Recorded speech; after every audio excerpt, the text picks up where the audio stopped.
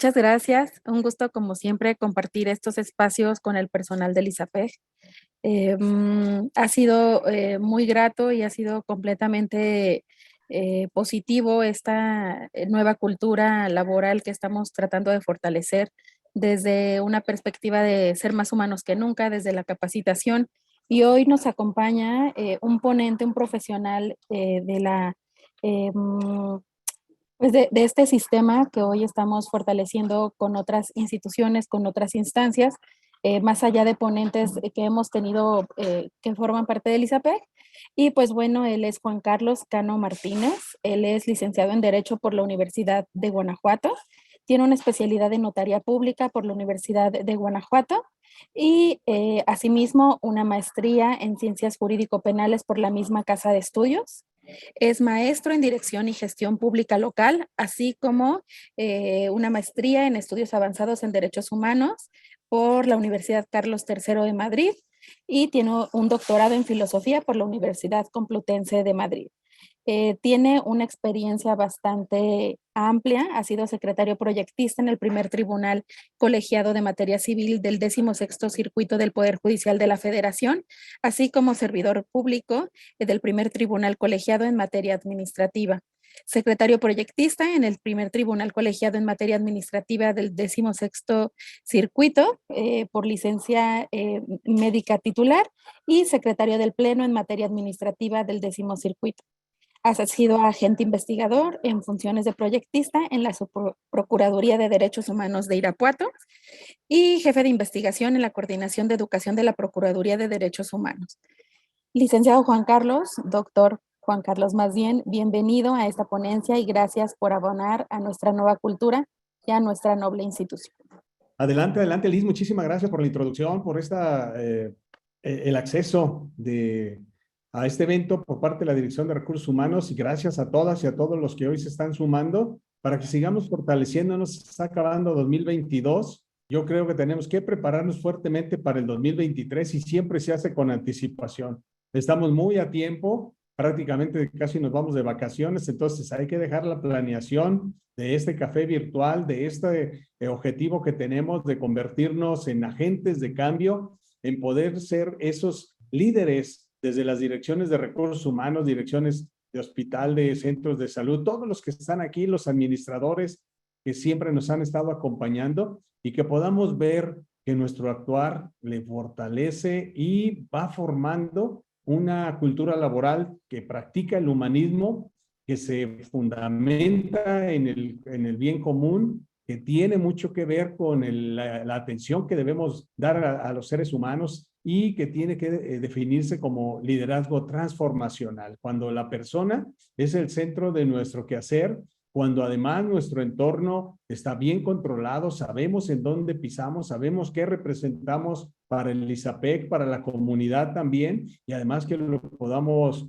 manejar con un sistema universal, un sistema donde todos aportamos o donde si dejamos de aportar, pues seamos conscientes del efecto negativo que vamos a realizar. Mejor aportar y que sea desde el enfoque más humanos que nunca. Bienvenido, Juan Carlos, mi agradecimiento. Muchísimas gracias. Gracias, Elizabeth, y gracias, Martín. Bueno, pues es un honor estar con todas ustedes, todos ustedes, para exponer algunas ideas que tengo desarrolladas en mi tesina de maestría en Derechos Humanos. Aunque fue en Derechos Humanos, pues tiene muchísimas notas de carácter filosófico que creo que aportan mucho al problema actual de México, del mundo en general, pero de México, muy marcado de violencia entre las personas, de forma muy, muy grave, violencia contra las mujeres. Y creo que estas aportaciones filosóficas que yo rescaté del estudio de muchísimos libros de la antigüedad, de la Edad Media, de la época de la Ilustración y contemporáneos, incluso libros que van más allá de la filosofía. También utilicé algunas ideas muy importantes de un connotado neurocientífico que tienen que ver con aspectos que antes estudiaba la filosofía, pero que en la actualidad ya son descubrimientos neurocientíficos importantes, como verán, muy útiles para enfrentar esta problemática de violencia y para humanizarnos más. Bueno, quiero iniciar comentando una situación muy particular que se presentó en la época de, ahorita explico esto de los 3 argumentos o discursos, en la época en que Alejandro Magno, que fue discípulo de Aristóteles, por allá más o menos 3 siglos antes de Cristo, Alejandro Magno no quiso hacer caso a un consejo muy práctico que le dio Aristóteles, que fue que no destruyera las ciudades-estado griegas y las pequeñas ciudades-estado que había en aquel entonces, dispersas pues, por todo el mundo conocido en aquella época. Y Alejandro Magno, con su afán de globalizar, utilizando palabras actuales, con su afán de tener un gran imperio, rompió con las ciudades-estado precisamente para ir creando un estado, un imperio enorme, y provocó algo que se parece mucho a lo que está sucediendo en la actualidad, y no me refiero al tiempo que estamos viviendo, sino tal vez de 100 años hacia acá o 50 años para acá, por lo menos después de la Segunda Guerra Mundial, por lo menos 70 años más o menos, que fue un fenómeno de carácter psicológico, humano, psíquico, que es en concreto la desolación que experimentaron las personas en aquel entonces que vivían en ciudades-estado y sintieron una gran desolación porque se les rompieron con sus vínculos de amor, de familia, sus vínculos como ciudadanas, como ciudadanos de esas pequeñas ciudades-estado que no pasaban de 30,000, 40,000 personas, las más pobladas, y por lo tanto, en esas pequeñas ciudades-estado había una gran comunicación entre los seres humanos. Había fraternidad, obviamente había dificultades, pero se enfrentaban de forma comunitaria. Había una gran educación, una educación sobre todo basada en las bellas artes, muy de forma concreta en la tragedia griega.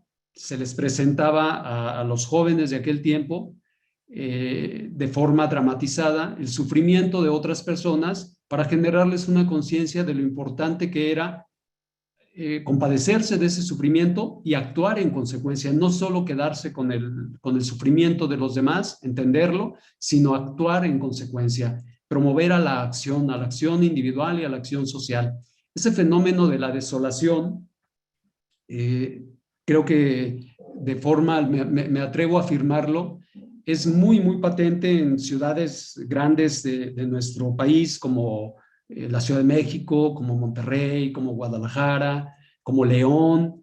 Es muy claro que hay una cierta despersonalización, un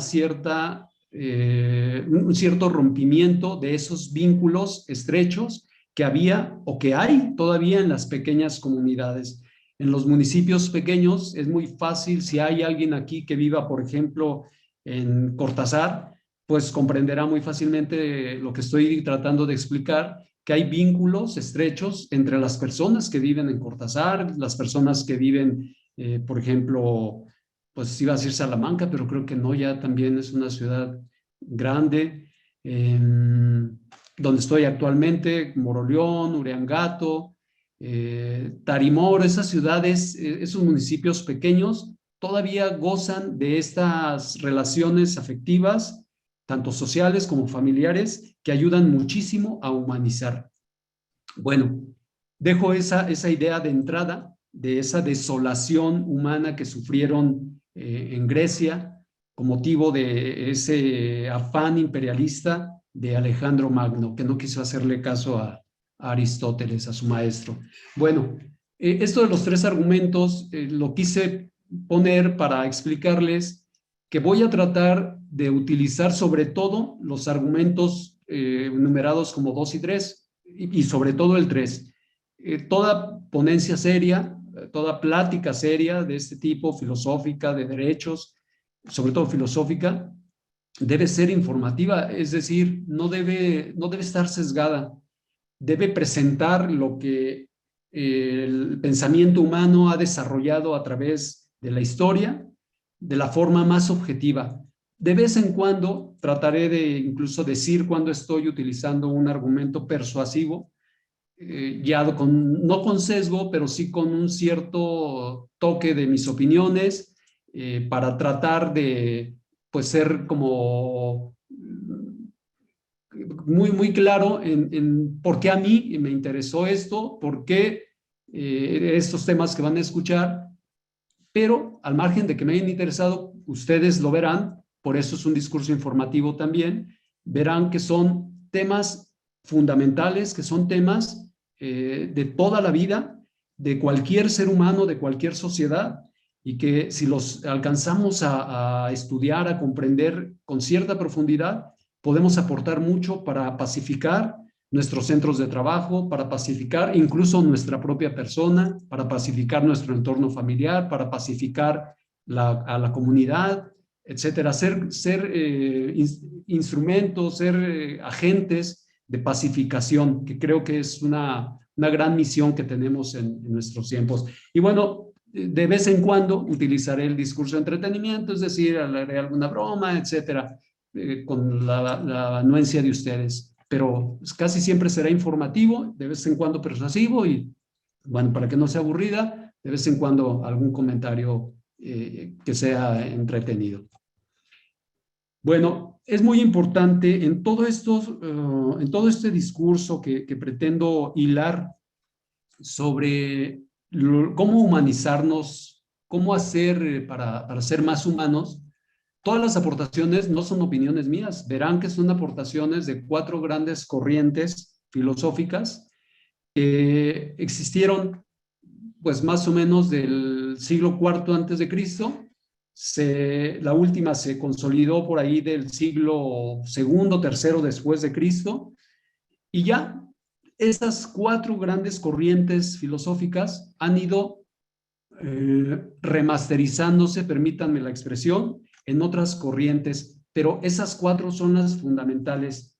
No quiero abordar, porque no es una plática sobre cuestiones filosóficas, de vez en cuando tocaré, como aquí al inicio, temas que tienen ya su cercanía con aspectos teológicos. No es una plática de teología. Siempre en la universidad, sobre todo en la Edad Media, se discutió qué era más importante, si la teología, la filosofía. Había grandes discusiones sobre esta polémica. Siempre se consideró que el conocimiento de Dios, la teología, es mucho más importante que la filosofía. Nosotros nos vamos a quedar en el ámbito de la filosofía, pero veremos que hay un rompimiento muy importante con la Reforma Protestante y luego con la Revolución Francesa y con el movimiento ilustrado. Hubo un rompimiento de un concepto teocéntrico del ser humano que era muy valioso y que por la laicidad de nuestros tiempos como que ya no se le da mucha importancia, pero es fundamental en el rescate de la dignidad humana, en el rescate de la pacificación, en el rescate de la valoración del ser humano. Voy a tratar de explicarme. Esta cita de lo que es una dignidad humana entendida a la luz de la teología está tomada del libro de los Hechos de los Apóstoles, del Nuevo Testamento, de la Biblia.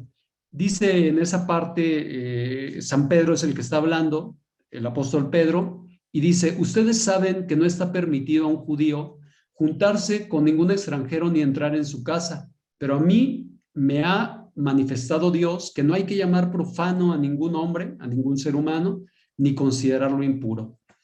Después, esa prácticamente fue como la noción, hay muchos matices, pero esa es como la noción que prevaleció sobre la dignidad humana durante prácticamente 1000 años, es más, me atrevo a decir que 1500 años, prácticamente toda la Edad Media, de cuando vino Jesucristo al siglo XVI a 1500, La visión de la dignidad humana era una visión claramente teocéntrica. ¿Qué significa esto en palabras más simples? Pues que se consideraba a cada ser humano, a cada persona, como un hijo, como una hija de Dios. Tenía esa dignidad, se le reconocía esa dignidad a los seres humanos, de hijos de Dios. Por lo tanto, es una dignidad altísima, porque para los que somos creyentes, pues no hay nada superior a eso. Ser hijos de Dios es lo máximo, es como el máximo título que podemos tener como personas, y que hace que respetemos a los demás, pero que también nos hagamos respetar.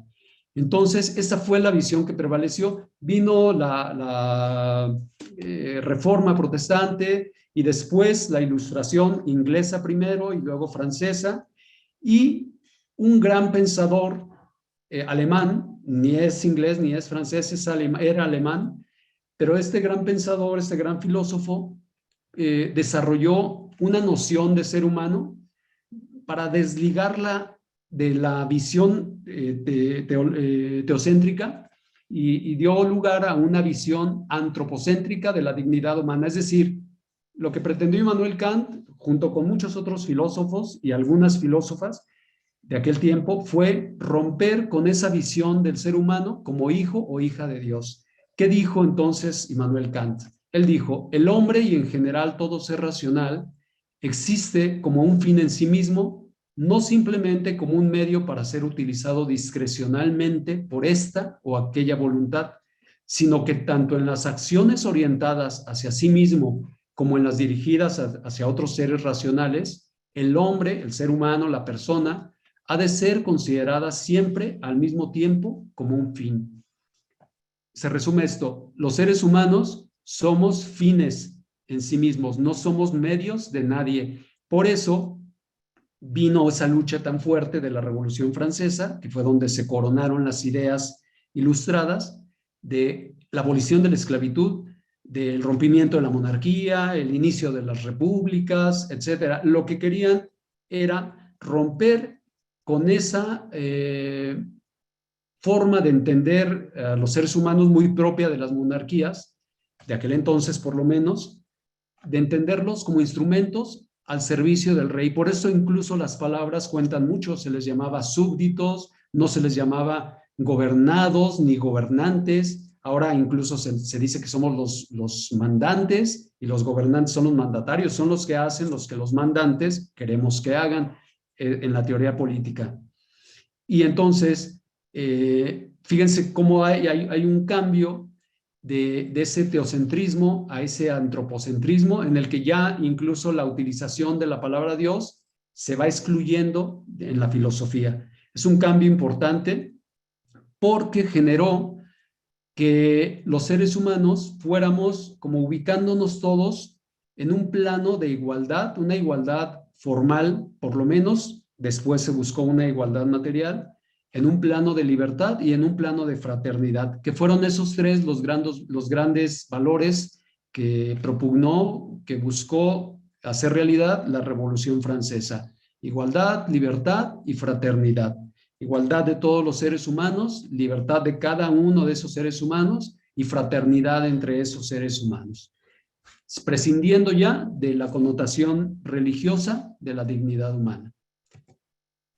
Bueno, di un salto de la connotación antropocéntrica del ser humano o de la dignidad humana hasta la Ilustración inglesa y francesa, pero les decía al inicio que hay 4 grandes corrientes filosóficas que son las básicas y que se vienen repitiendo a lo largo del pensamiento de la humanidad. Son el idealismo propuesto por Platón. Voy a tratar de explicar brevemente en qué consiste cada uno para que se vean cómo estas 4 corrientes se repiten, y además asumir una de esas 4 o varias de ellas en combinación puede tener repercusiones políticas y sociales, comunitarias, incluso en cuanto al respeto a los demás, a las demás personas. El idealismo de Platón, el materialismo de Aristóteles, el hedonismo de Epicuro y el estoicismo de, entre otros, Séneca, Epicteto y Marco Aurelio, que fueron los estoicos más representativos los estoicos más representativos. El idealismo platónico, ¿qué nos quiere decir?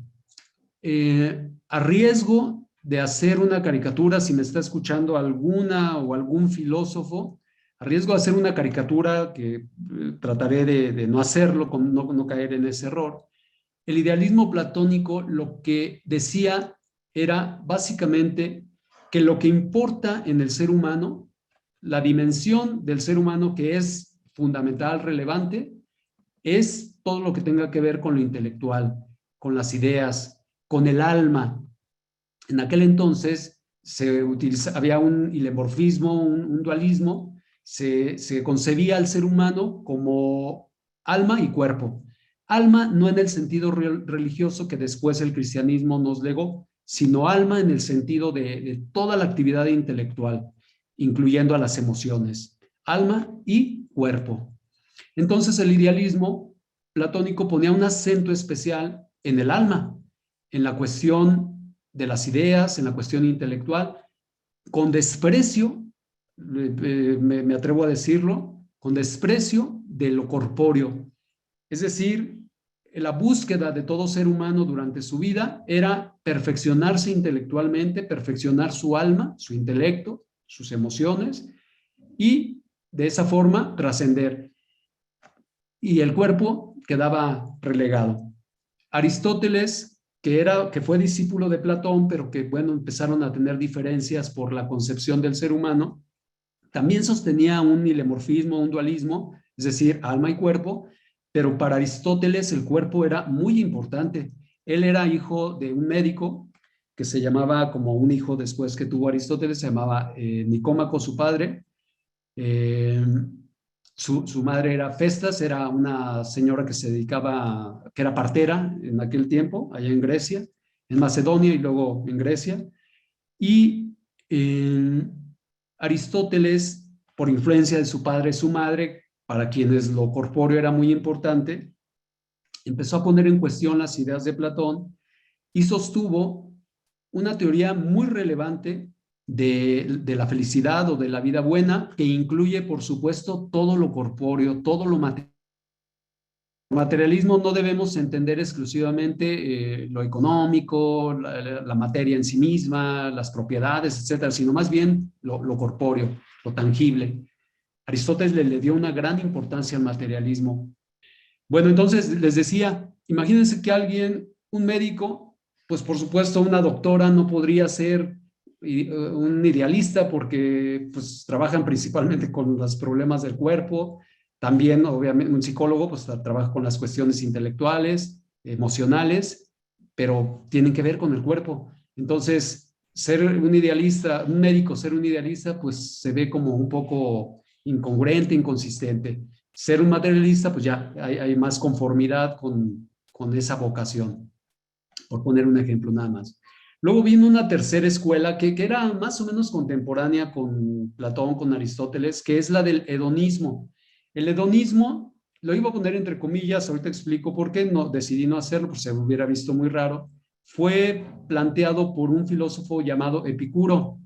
Y lo que planteaba Epicuro básicamente era que la felicidad, la búsqueda de la felicidad consistía en la búsqueda de placer. Él decía que los seres humanos venimos a este mundo para vivir placenteramente. No ser, muchos lo han interpretado como el placer sexual. Eso es una caricatura del pensamiento de Epicuro, porque él nunca planteó eso. Sí lo incluía entre sus postulados del placer, pero pues como una parte de todo ser humano. Se refería a un placer en general, disfrutar de la vida, disfrutar de los alimentos, disfrutar del amor, disfrutar de las relaciones familiares, disfrutar de la naturaleza, disfrutar. Ha sido algo satanizado Epicuro y bueno, pues se le relegó incluso en su tiempo. Pero cuando se le lee con profundidad en sus obras directamente, las cartas que escribió, se entiende que no se refería al placer sexual de forma exclusiva. Y finalmente el estoicismo de Séneca, de Epicteto, Marco Aurelio, era más o menos uniforme. El estoicismo se puede resumir con una expresión que yo creo que todos hemos escuchado muchas veces, que dice, si los problemas tienen solución, ¿para qué te preocupas? Y si no tienen solución, ¿para qué te preocupas? El estoicismo lo que planteaba era racionalizar sobre todo el sufrimiento y enseñarle a las personas a enfrentar el sufrimiento a pesar de todo, enfrentar la adversidad. Por eso se dice de las personas que están sufriendo y que están ahí firmes, que no, incluso que piensan que llorar es equivocado, se les dice, eres un estoico, te sostienes firme en las dificultades, en las tribulaciones. Eso, en términos generales, es el estoicismo. Esas son las 4 grandes corrientes que hubo y que dan lugar a su remasterización en nuestros tiempos, como explicaré un poco más adelante.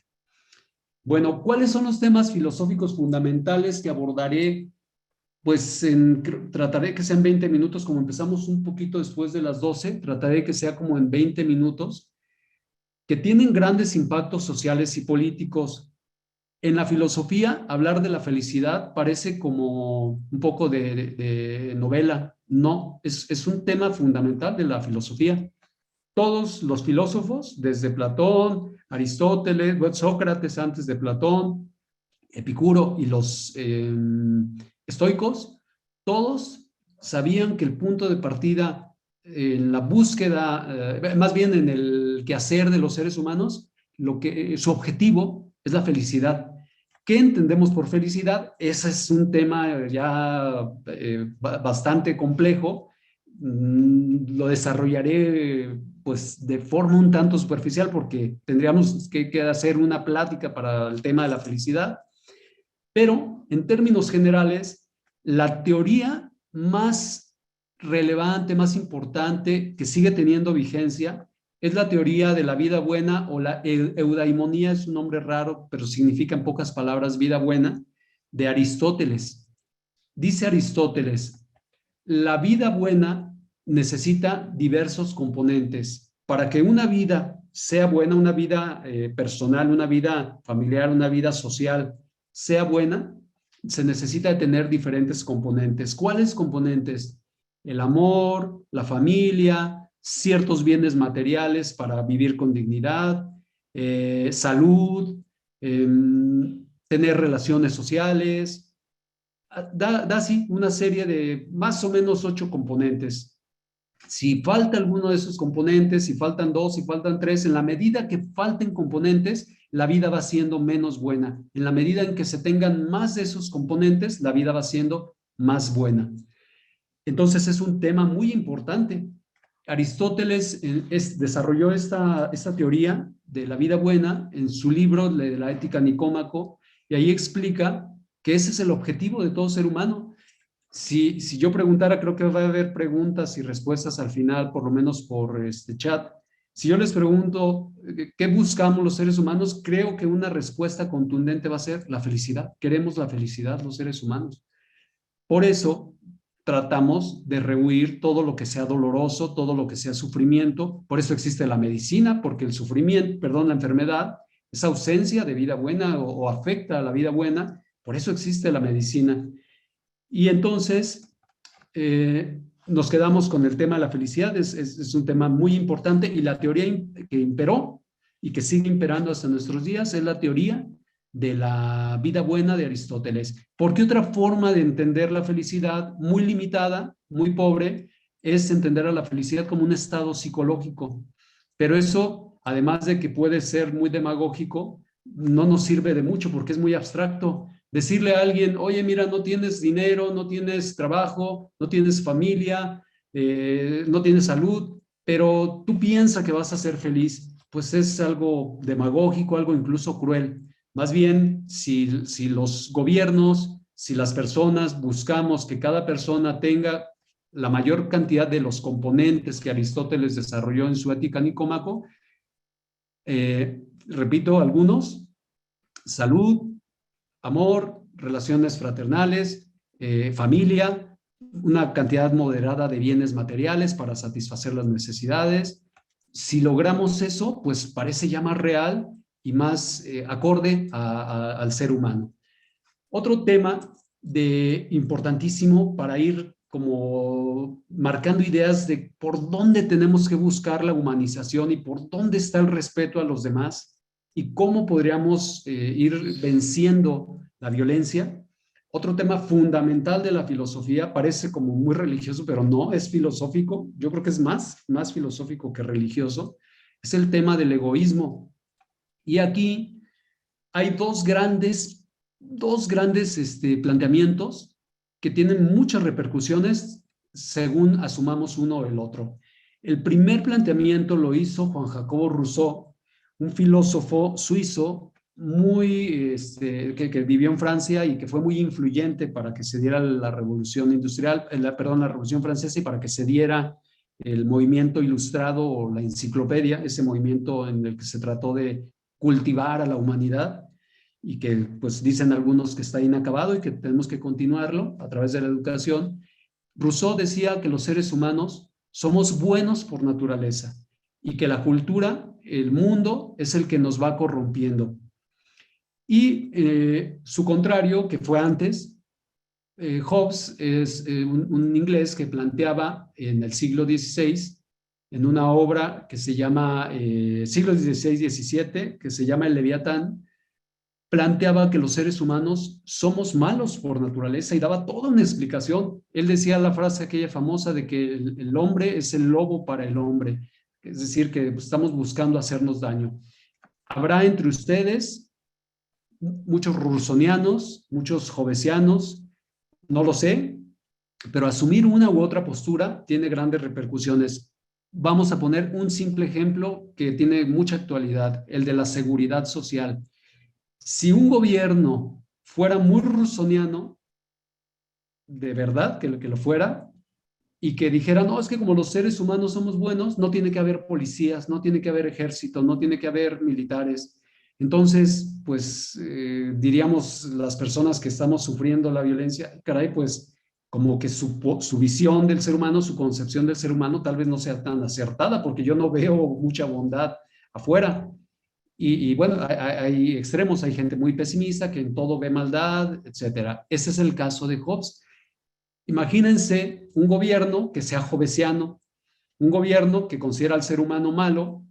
¿Qué hace? Pues es un gobierno tirano que trata de imponer la policía, trata de imponer al ejército, trata de imponer la fuerza de las Fuerzas Armadas. ¿Por qué? Porque los seres humanos somos malos. Asumir una u otra postura tiene grandes repercusiones.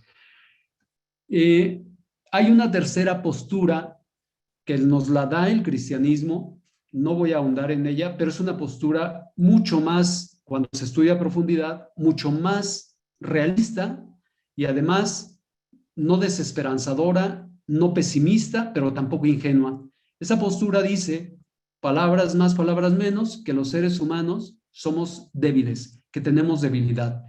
Sostiene, con base en la Biblia, que somos buenos por naturaleza, pero que en efecto por el pecado original sufrimos una debilidad que nos lleva a hacernos daño a nosotros mismos muchas veces y a otras personas también. Entonces lo que busca es enfrentar no la maldad de los seres humanos, ni tampoco los considera simplemente buenos así ingenuamente, sino que nos considera débiles. No ahondo en eso, tiene mucha profundidad, habría que continuar con eso en otras pláticas. Ahora, la explicación de la bondad, de la maldad, va de la mano con estas expresiones que marco por aquí del excesivo amor propio. Tanto Rousseau como Hobbes y otros grandes filósofos como Spinoza, Baruch Spinoza, como déjenme ver quién más como David Hume, otro filósofo empirista inglés, el mismo Immanuel Kant. Estos filósofos trataban de explicar por qué los seres humanos somos egoístas. Mientras más nos acerquemos a una explicación razonable de por qué somos egoístas, pues de mejor forma vamos a enfrentar ese problema. Porque si estoy pensando que soy egoísta porque me gusta el dinero y baso todo el egoísmo exclusivamente en lo material, pues es una visión parcial del egoísmo, porque el egoísmo implica mucho más allá que el querer posesionarnos de bienes materiales.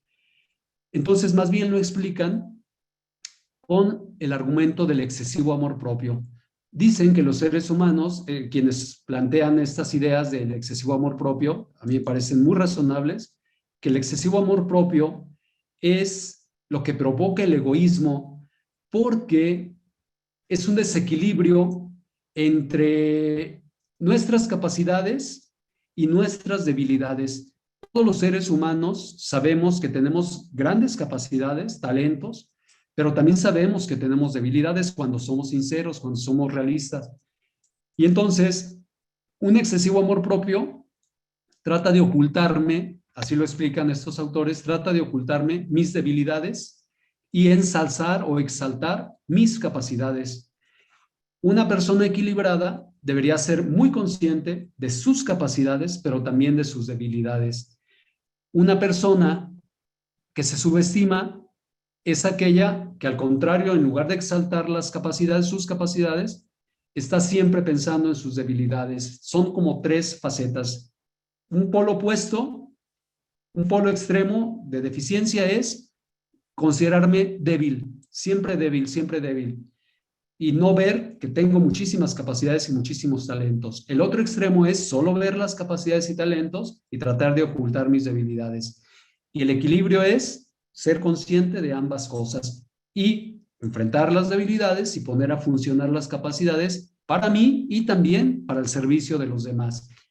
Ese equilibrio del amor propio haría en automático que el egoísmo se vaya debilitando, no debilitando, perdón, se vaya controlando, dejando en niveles manejables.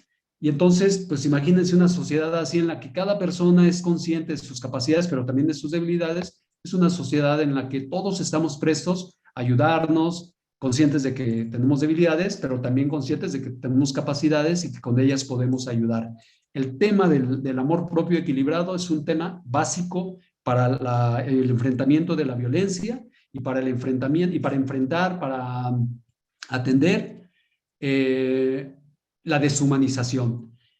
Si un ser humano, dice un gran escritor del siglo XX, Chesterton, inglés, Gilbert Chesterton, dice que la democracia verdadera, fíjense qué bonito pensamiento político y además real, que la verdadera democracia es aquella en la que quienes gobiernan ven en cada silla un trono.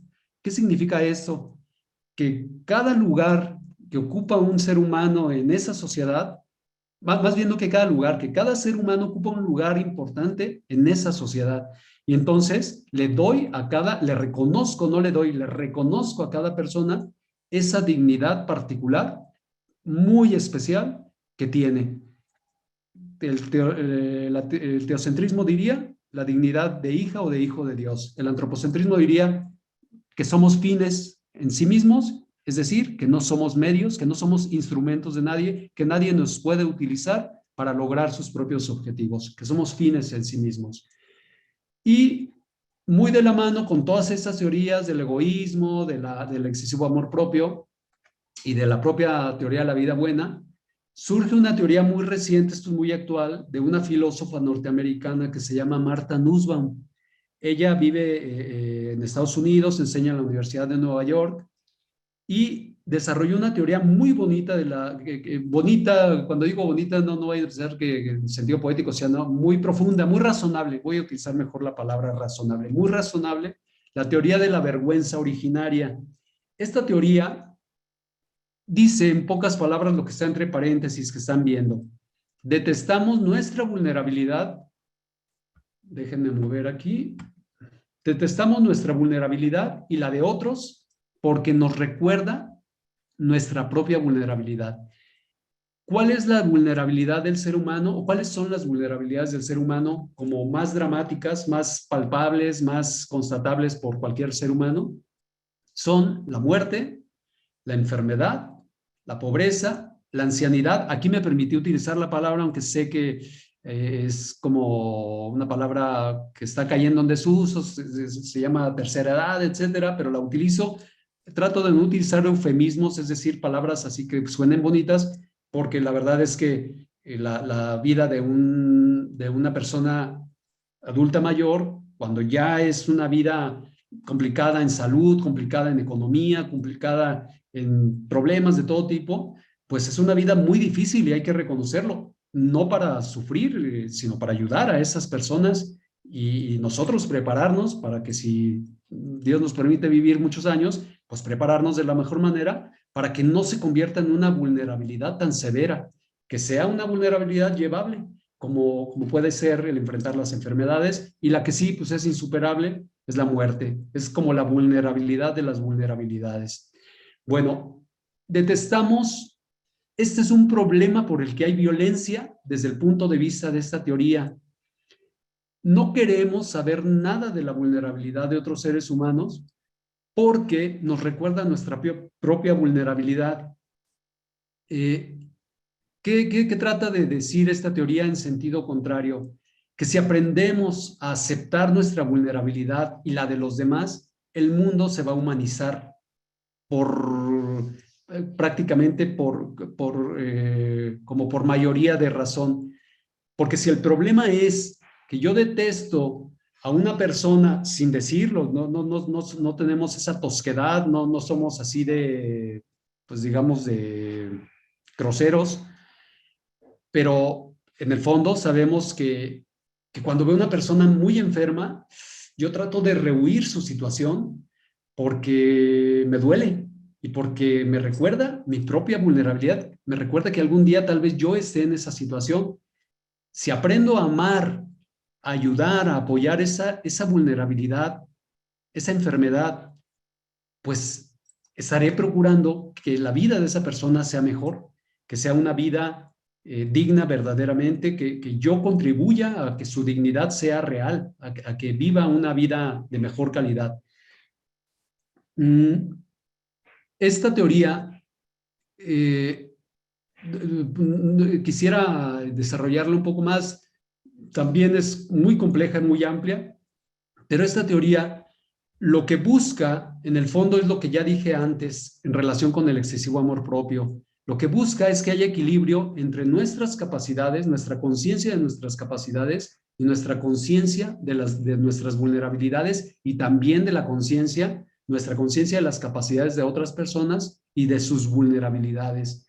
Si vamos logrando a través de la educación formal e informal, es decir, en las propias escuelas debería enseñarse a las personas, a los niños, a las niñas, desde la edad más temprana, cada quien pues con el nivel de pedagogía que se necesite, que somos vulnerables pero que también tenemos capacidades, eso nos va a humanizar de forma muy potente, porque aprenderemos que mi compañerita que está pasando hoy una situación de pobreza, porque su padre o su madre se quedaron sin trabajo, puede esa situación presentarse en mi vida y entonces algo yo podré o intentaré hacer, algo se moverá dentro de mí, de mi intelecto, de mis sentimientos, para hacer en favor de esa persona.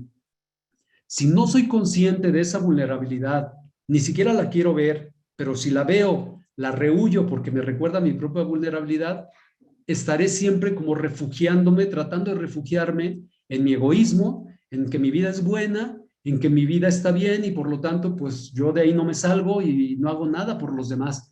En el tema de la violencia, de la vida buena, de cómo enfrentar el egoísmo, es clave la solidaridad. Es un principio fundamental, ayudarnos unos a otros. Y ese principio, en materia de las emociones, se le llama compasión y casi al final iré platicando algo muy importante sobre 3 juicios de la compasión para que quede claro que no es un simple sentimiento así como visceral, sino que implica también el trabajo intelectual. Bueno, hasta ahí capacidades y vulnerabilidad. Luego la autosuficiencia va ligado con lo que ya he venido diciendo. La autosuficiencia es esa conciencia errónea de que yo lo puedo hacer todo y enfrentar mis problemas por mí mismo. Eso es totalmente falso. Yo siempre hablo del ejemplo básico de la educación. ¿Qué haríamos las personas en general si no existieran instituciones públicas de educación? Eso en cuanto a la ignorancia, que es una vulnerabilidad también. No podríamos solos educarnos. Necesitamos de alguien más. Las escuelas formales como ahora, las escuelas como antes que llevaban los maestros a las casas, las maestras, etcétera. Pero necesitamos de alguien. No podemos solos. La autosuficiencia es una de las, es uno de, como de las manifestaciones más grandes del excesivo amor propio. Creemos que solos podemos. Pensemos en la vulnerabilidad de la enfermedad. ¿Qué sería de nosotros, de nosotras, sin los hospitales públicos? Pues nada, no podríamos vivir, no podríamos tener una vida de calidad si no existieran los hospitales públicos y también los privados en la actualidad, porque a lo mejor los públicos ya no son suficientes en países como México, y si no hubiera ese apoyo de los privados, tal vez no habría suficientes servicios médicos. El tema de que cobran mucho, bueno, es un tema ético del que después podríamos platicar. Es un tema importante también. Pero bueno, queda claro en cualquier ejemplo que pongamos que la autosuficiencia está muy lejos de ser real. Un último ejemplo. Todas y todos creo que ahorita traemos zapatos y sabemos que unos zapatos que vamos y compramos a la zapatería, pues parece que yo fui autosuficiente porque fui y los compré, pero si analizo qué hay detrás de esos zapatos, pues van a haber una gran cadena de producción que llega hasta los que están alimentando a los animales, si son zapatos de piel, o a las personas que los están cosiendo. Hay una gran cadena de producción que nos muestra claramente que la autosuficiencia no es real. La autosuficiencia es un engaño de nuestro tiempo, de un excesivo amor propio y de un pensamiento individualista que nos está haciendo muchísimo daño. No es malo no es erróneo, no voy a utilizar el término malo, no es erróneo querer desarrollar nuestra personalidad, nuestro propio ser, pero cuando lo desligamos de los demás y caemos en un individualismo, en un excesivo amor propio, ahí hay muchos problemas y se generan muchos problemas con uno mismo, en el medio familiar, en el medio social, y pues los países en donde hay gran cantidad de egoístas, pues son países deshechos. Y yo creo, lo digo con todo respeto y como una autocrítica, que México es un país de muchos egoístas, de muchas egoístas, y por eso estamos sufriendo tanto violencia y todos los problemas que tenemos. Creo que debemos trabajar mucho en la educación contra el egoísmo y México podría tener grandes cambios. Perdón, ya hablé algo de la solidaridad y también las emociones es un tema filosófico fundamental.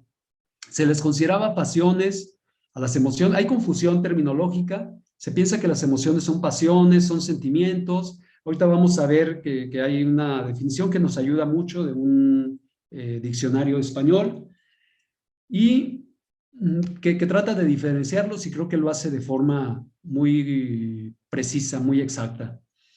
Pero si vamos a las emociones básicas, según Derek Denton, un neurocientífico, él dice que las 4 emociones básicas que dieron origen incluso al cerebro humano, al desarrollo del pensamiento humano, son la alegría, la tristeza, la ira y el miedo. La compasión la puse, pero esa parte, ahorita explico por qué. Alegría, tristeza, ira y miedo. Si se fijan, estas 4 grandes emociones están presentes todos los días en nuestra vida.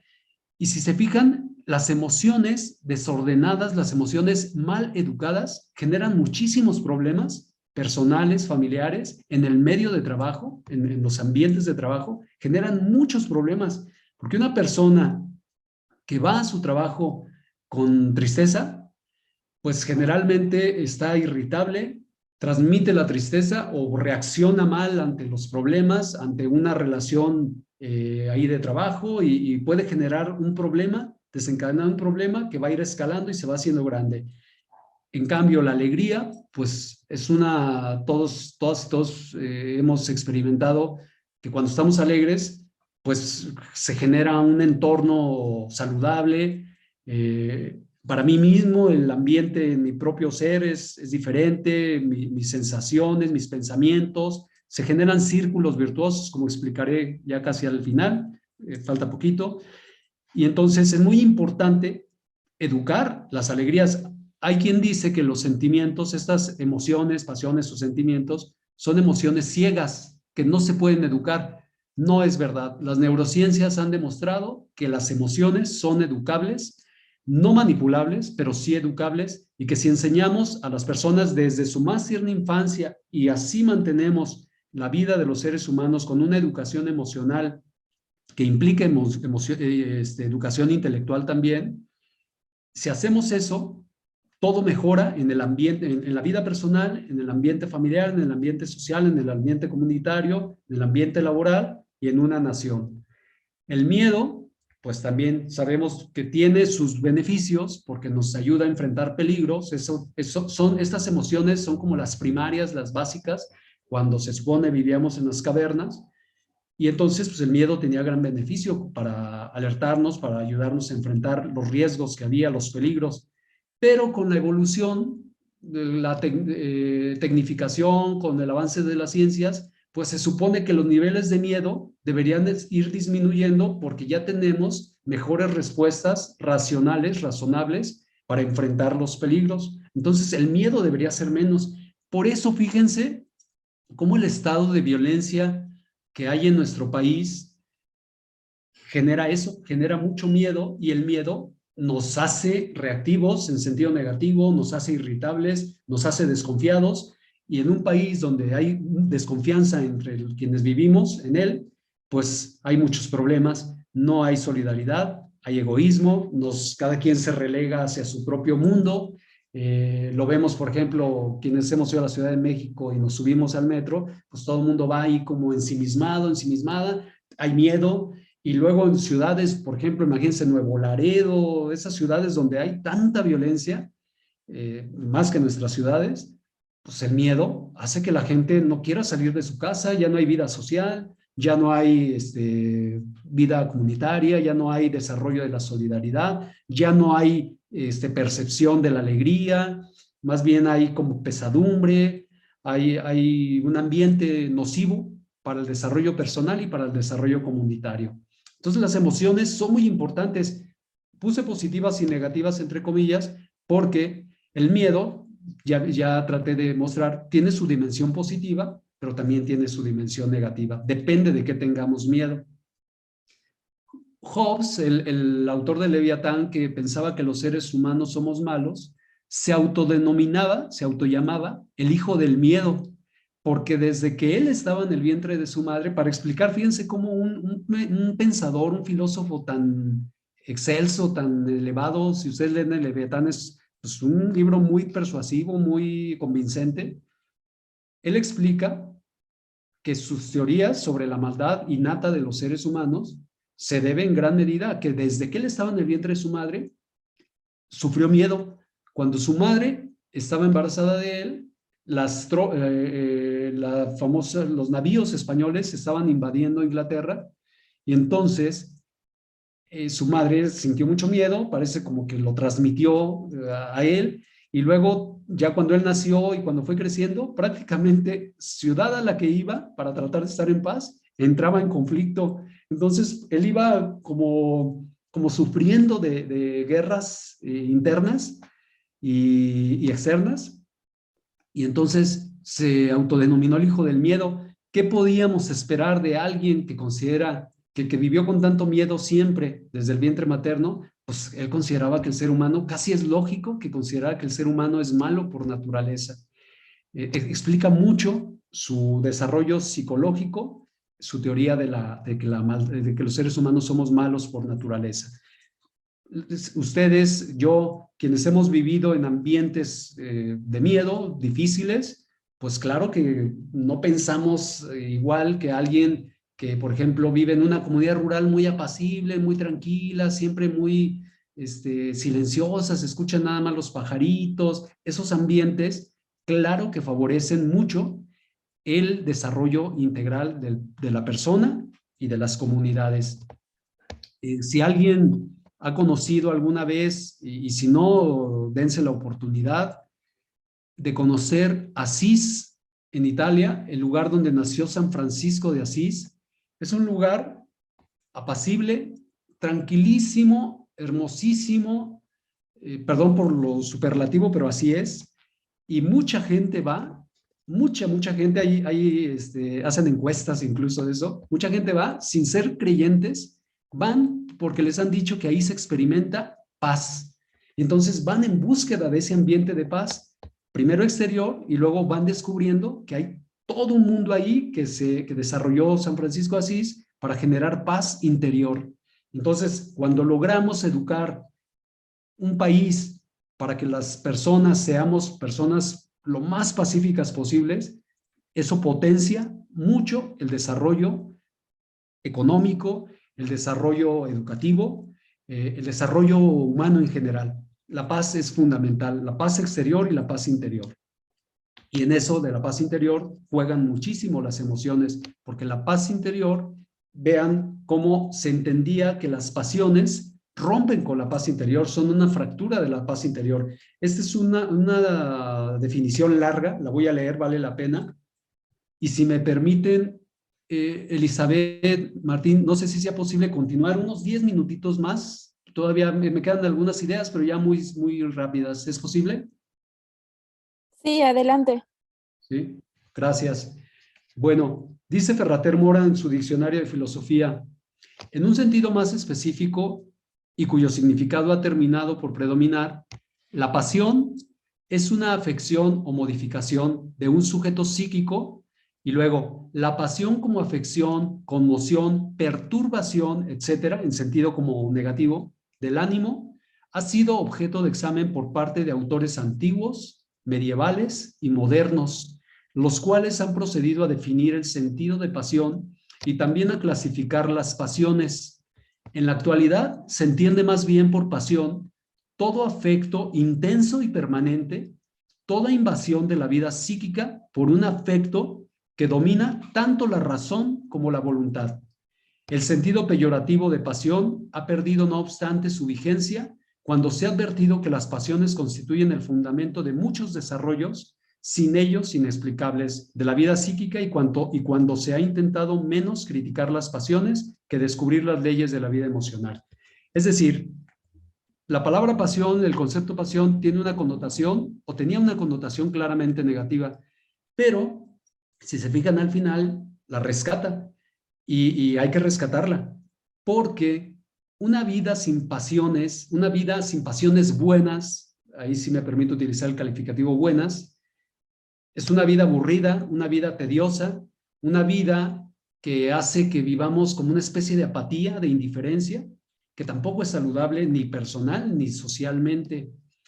Uno de los derechos más importantes, pero menos valorados, creo que en todos los tiempos, y me atrevo a decirlo de forma muy puntual, después de la Segunda Guerra Mundial se descuidó, más bien no se le dio la atención que se le debió dar, es el derecho a la diversión, concretamente el derecho a jugar. La filósofa Martha Nussbaum, que desarrolló la teoría de la vergüenza originaria, hizo un estudio muy interesante de mujeres de la India. Ella se aboca mucho a las mujeres, tiene un libro que se llama El desarrollo de las mujeres, el desarrollo humano de las mujeres, y tiene un estudio muy interesante, se hizo, si no mal recuerdo, en Bangladesh, en donde ella dice, ella demostró, es un estudio sociológico, demostró cómo ha afectado a esa comunidad, a esa ciudad, de forma muy fuerte, el hecho de que las niñas no tienen derecho a jugar. Y es un estudio, pues, más o menos del año 2000, no es antiguo, es como del año 2000. Cuando las niñas, se refiere a las niñas porque a los niños en esa ciudad, en la India en general, pues sí se les permite jugar por todo ese lío de las castas, que se discrimina mucho a las mujeres, etcétera. Cuando las niñas no tienen derecho a jugar, desde muy pequeñas van perdiendo como esa alegría natural de ellas y de los seres humanos en general, y entonces vuelven a sus hijos como muy retraídos, a sus hijos e hijas como retraídos ya cuando los tienen, como un tanto amargados, como personas antisociales, como personas no solidarias, como personas muy egoístas. Y en cambio, en los lugares en los países en donde se fomenta mucho el juego de las niñas, que se respeta y que se promueve el derecho de las niñas a jugar, la vida florece, la vida social, la vida personal, la vida familiar es muy buena. ¿Por qué? Porque son personas muy alegres que están muy dispuestas a ayudar a los demás. El derecho a jugar es un derecho básico y está muy descuidado en nuestro país, por lo menos en sentido práctico, porque sí se habla del derecho a jugar de los niños y lo dicen muchos instrumentos internacionales, lo dicen normas que rigen para niñas, niños y adolescentes, pero poco hay de estructuras sociales, políticas, económicas que se destinen para que las niñas y niños hagan efectivo ese derecho y por lo tanto vayan creciendo de forma tan alegre, sobre todo a las niñas, que se vuelvan seres muy sociables, muy solidarios, poco egoístas, que tengan a raya su egoísmo y entonces en automático se generen sociedades muy prósperas en todos los sentidos. Vean qué importante es un simple derecho, el derecho a jugar. Bueno, por eso decía, ahí entran las pasiones, hay que ser apasionados por lo que nos gusta, por la vida, por el estudio, por lo que cada quien haya decidido o decida en cada etapa de su vida. Hay que ser apasionados. Es importante no quedarnos con el sentido peyorativo de la palabra pasión. Después, rescato aquí dos cosas importantes. Es una idea, no son dos cosas, es una idea. Se dice aquí en la parte media que la pasión es todo afecto intenso y permanente, toda invasión de la vida psíquica por un afecto que domina tanto la razón como la voluntad. Hay estudios neurocientíficos que demuestran que el miedo paraliza a la razón. Cuando tenemos un miedo grande, incluso sin llegar a pánico, pero es que es un miedo intenso, sin llegar a pánico, insisto, nuestra razón se ofusca. No pensamos o no pensamos correctamente. Por eso, vean qué importante es que una sociedad tenga seguridad pública. El tema de la seguridad pública es vital, igual que la salud pública, igual que la educación pública. La seguridad pública también es muy importante. Debe haber sociedades pacíficas, que los gobernantes garanticen que haya sociedades en paz, porque el miedo es un obstáculo para que nuestra razón funcione de forma correcta. El miedo lo que hace básicamente es generar prejuicios. Cuando tenemos miedo, estamos siempre prejuiciando a los demás. Esta persona me quiere lastimar, esta persona me quiere herir, y entonces no hay una buena interacción social y por lo tanto son sociedades débiles en las que reina el miedo, son sociedades muy débiles porque no hay una interacción social sana, una interacción social fuerte. Se ofusca la razón. Y por el contrario, también las neurociencias demuestran que la alegría, una persona que está experimentando sensaciones de alegría, pensamientos de alegría, genera lo que Antonio Damasio, el neurocientífico que les comentaba también, aparte de Derek Denton, Antonio Damasio tiene un libro que se llama Y el cerebro creó al hombre. Ahí explica el famoso bucle de la felicidad, bucle de la alegría. Bucle es así como un círculo virtuoso. Él dice, mientras más pensamientos positivos, más sensaciones positivas tenga una persona, eso va creciendo, va creciendo, va creciendo en una espiral ascendente que hace que esa persona y su entorno sea muy positivo. En cambio, la tristeza es un bucle a la inversa, un bucle que hace que la persona descienda en una espiral que termina en muchos casos pues en situaciones psicológicas pues fuertes, ¿no? De depresión incluso. Ayudarle a las personas con educación, con diversión, a que sean felices es un punto crucial para enfrentar la violencia. Sin alegría, sin juego, sin diversión sana, no puede haber paz, no puede haber una estrategia política, educativa, que confronte con éxito, una estrategia exitosa contra la violencia. Necesitamos más diversión, más juego, más alegría. Eso no significa que la vida sea todo como una payasada. No, no estoy hablando de eso. Estoy hablando de niveles de alegría altos, pero además promovidos esos niveles por fuentes saludables. Una fuente, la más como conocida y que se puede experimentar muy fácilmente, es de una fuente de alegría, es el ejercicio físico. Si no se fomenta el ejercicio físico, las personas pues no funcionamos bien de nuestras, la dopamina, las endorfinas, todo esto que sucede a nivel neuroquímico, neurobiológico, neuroquímico en nuestro cerebro.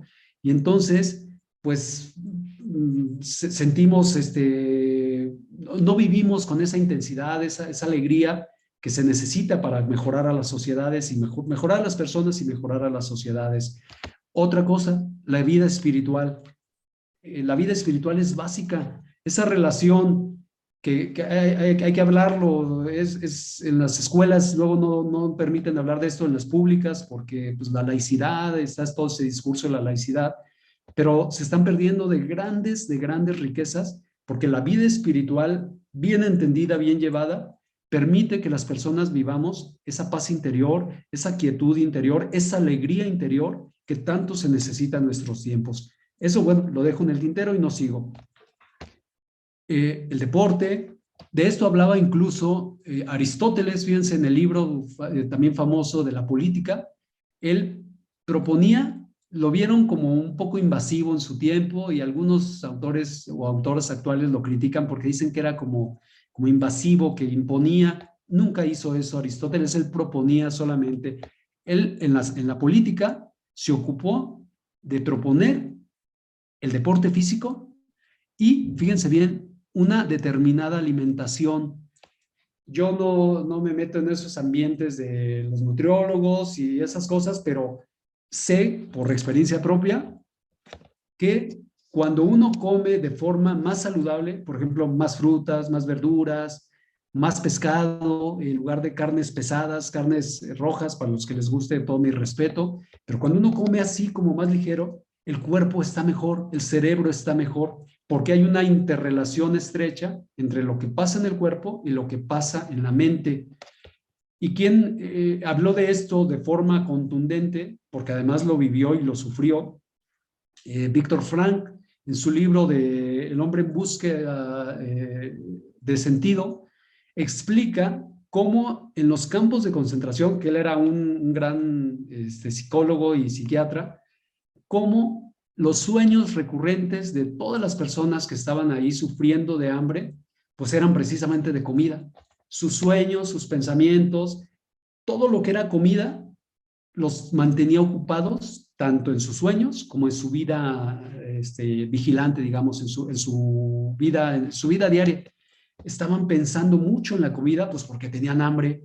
Por eso un país en donde las niñas, los niños o incluso los adultos sufren mala alimentación, pues es un país con muchas dificultades también para interrelacionarse bien, para vivir armónicamente, porque cuando se tiene hambre, los que lo hemos sentido a lo mejor por un ayuno voluntario, sabemos que eso produce pensamientos de hambre, produce, incluso llega a producir enfermedades del cuerpo, la inanición, el dejar de comer durante tiempos prolongados o no comer una dieta adecuada, genera problemas de todo tipo, físicos, emocionales, y bueno, en nuestra mente también no pensamos adecuadamente.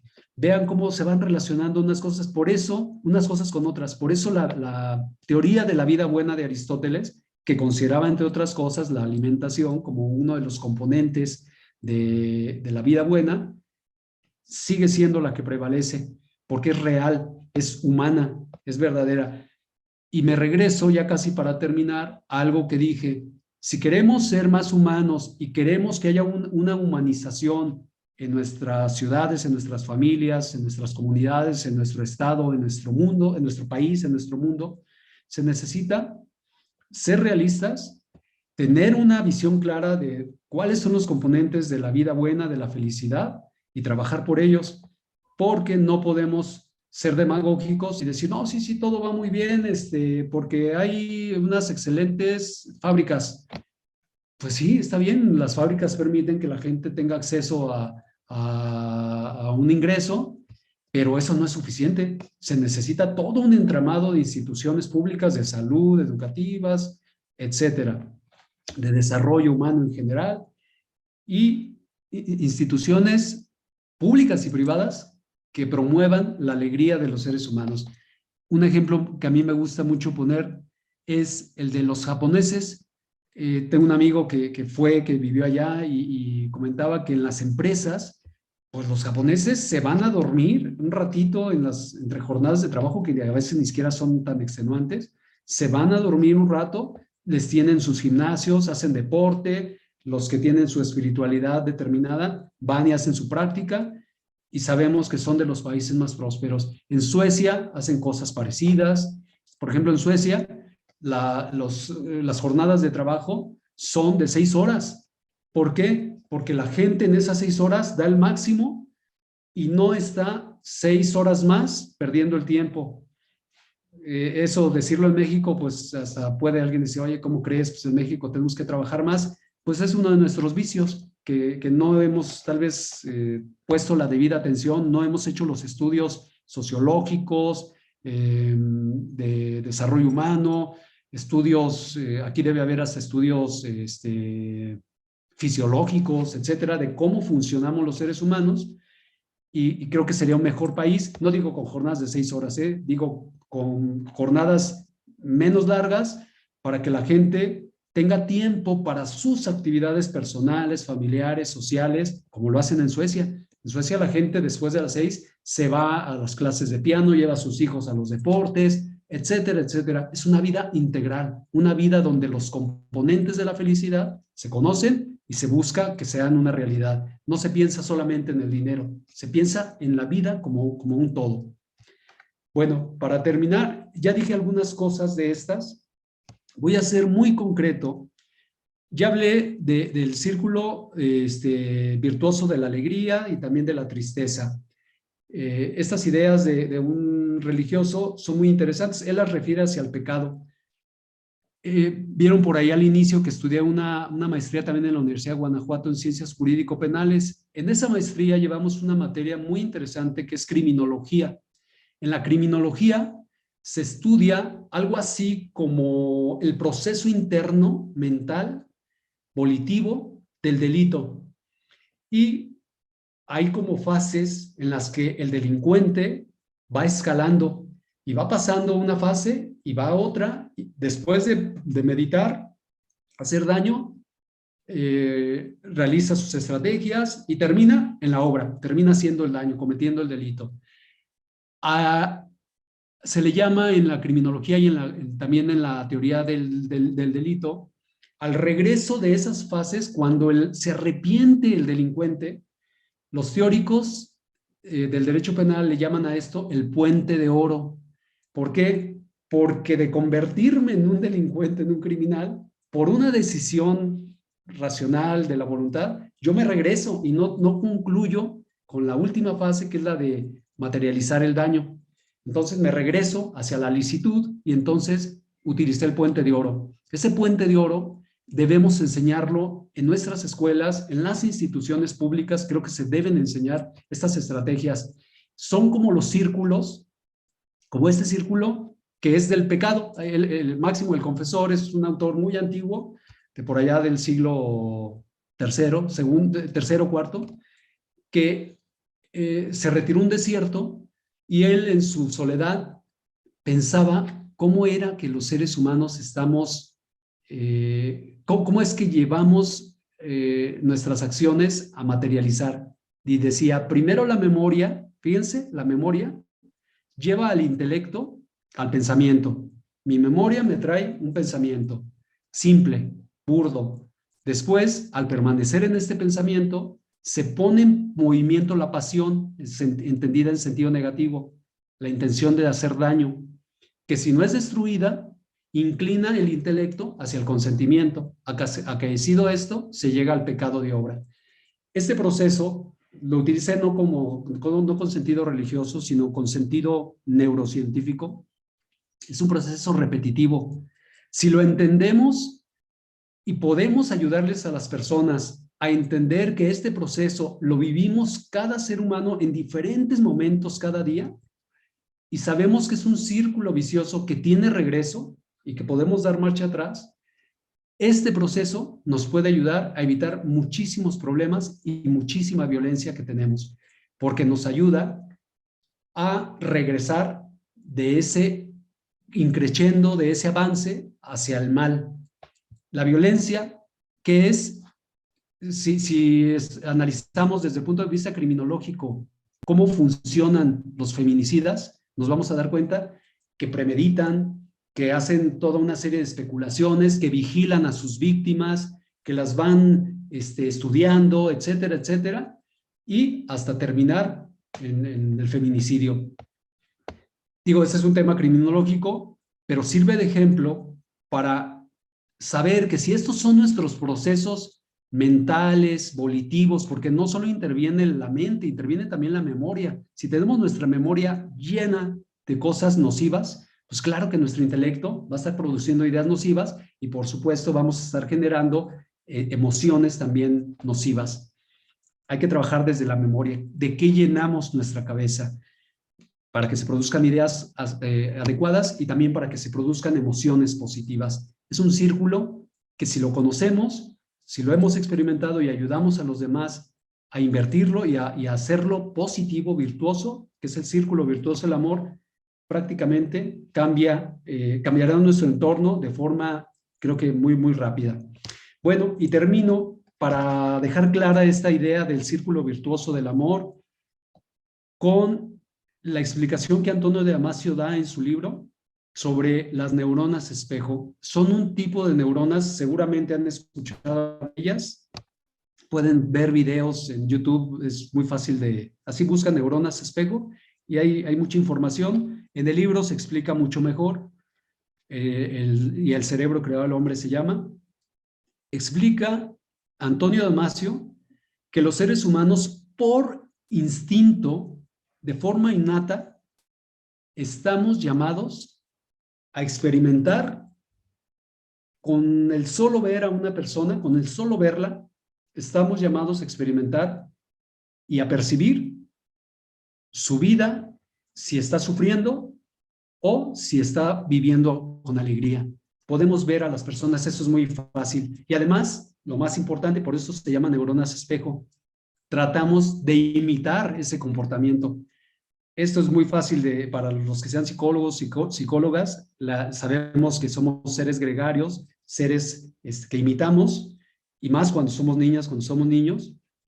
Si ustedes se ponen, creo que todos y todas lo hemos hecho, ante un bebé pequeñito que ya reconoce facciones y sonreímos constantemente ante él, vamos a ver que imita nuestra sonrisa. Eso es producto de las neuronas espejo. Lo tenemos en el cerebro, lo tenemos en el corazón, funcionamos así los seres humanos, y entonces ahí está una clave para rescatar de la violencia a nuestra persona, a nuestras familias, a nuestras sociedades, a nuestro estado, a nuestro país, a nuestro mundo. Las neuronas espejo, pero mientras más veamos ejemplos de alegría, más se van a multiplicar. Por el contrario, si vemos ejemplos de tristeza, de sufrimiento, de violencia, también eso se multiplica. Parece como una ley un poco ahí como misteriosa, dirían los hindúes o hindús, dirían que es la ley del karma. No, es pura neurociencia. Si yo en mi ambiente familiar, social, comunitario, en mi institución de trabajo, en mi centro de trabajo, veo mucha gente triste, con caras largas, eso se va a ir generando, se va a ir ampliando. Si veo personas alegres, también eso se va a ir transmitiendo, se va a ir extendiendo. Eso es muy importante. Y la compasión, que no es la lástima, tiene como base las neuronas espejo. La compasión es, en pocas palabras, pensar que lo que le sucede a los demás me puede suceder a mí, pensar que lo que le sucede a los demás grave es inmerecido y pensar que lo que le sucede es grave. Si son 3 juicios de la compasión que explicó Aristóteles, y ahora sí terminé, que explicó, o termino, fue una explicación muy, muy buena que dio Aristóteles en el libro de la retórica. Para sentir compasión, necesito pensar 3 cosas. Primero, que lo que le sucede a la persona que está sufriendo, eventualmente me puede suceder a mí, eso se llama juicio de las posibilidades parecidas. Segundo, que lo que le está pasando es grave. Si yo sé que una persona perdió a su hijo en un accidente, perder un hijo o perder la vida en general es un sufrimiento grande, eso es grave. Y tercero, que lo que le pasó es inmerecido. Fíjense el caso de los delincuentes, cómo no nos generan mucha compasión, porque aunque sabemos que la cárcel es grave, es una situación dolorosa, pero no pasan el juicio del inmerecimiento, que es muy humano. Pensamos, ese señor mató a alguien, se merece estar en la cárcel, y no me despiertan la compasión. Pero cuando su sufrimiento es inmerecido, el de alguien más, entonces sí nos genera la compasión. Juicio de posibilidades parecidas, que me puede pasar a mí también. Juicio de la gravedad, que lo que le sucede es grave. Y tercero, juicio de gravedad y del inmerecimiento, que no se lo merece. Si enseñamos estas cosas que parecen como raras cuando se escuchan por primera vez, que luego uno va profundizando y dice, pues sí es cierto, así somos los seres humanos. Si esto se enseña en escuelas, en centros de trabajo, incluso a través de estrategias sindicales de desarrollo humano, se pueden generar ambientes de trabajo muy distintos a los que tal vez tenemos en la actualidad, porque habrá personas muy humanas, muy sensibles, que con sus capacidades querrán ayudar a los menos afortunados, y eso genera un círculo virtuoso que hace bien y que se va extendiendo. Bueno, pues con eso terminé. Muchas gracias.